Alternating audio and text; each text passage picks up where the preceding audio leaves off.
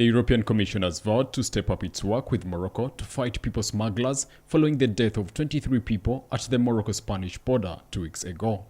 EU Commissioner for Home Affairs Ylva Johansson and Spanish Interior Minister Fernando Grande Marlaska met with Morocco's Interior Minister Abdelafi Latif in Rabat to discuss the events of June 24th when hundreds of sub-Saharan migrants and asylum seekers attempted to storm through a border post and scale a border fence into Melilla. In addition to the deaths, more than 70 civilians were injured. After the meeting, Johansson said in a video message that the parties discussed how they can further cooperate on fighting the smugglers, preventing such violent and dangerous situations. The European Commission has said in response it would enhance police cooperation with Morocco, including joint investigations.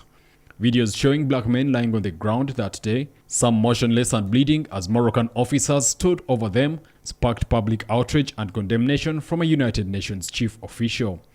Other images showed groups of men climbing a fence while hurling rocks at Moroccan anti-riot police and then collapsing on the ground. Both Grande Marlaska and Johansson praised Morocco for its work, which according to the European Commission has prevented 26,000 irregular departures and is doing an important job of containing irregular migration. The Court of Appeal in Conakry has freed Saila and Ba, who were arrested on charges of producing and disseminating through a computer system insulting remarks against the junta-appointed parliament, the National Transitional Council. On Friday, the prosecution told the defendants that they were damaging the country's image on social media but requested a dismissal of the case and the release of the defendants.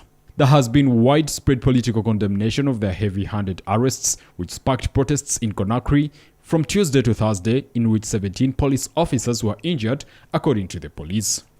The protests were among the first against the administration of military ruler Mamadi Doumbia, who took power after a coup in September. The junta in May banned any public demonstrations that could be construed as threatening public order.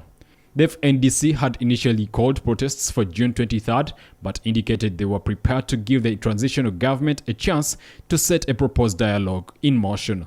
However, that patience snapped after a meeting with the authorities, which FNDC slammed as a parody.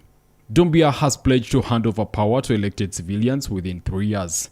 The Economic Community for West African States rejected his timeline at a meeting on July 3rd, but did not announce new sanctions. Guinea is currently suspended from the body of the 15-nation bloc.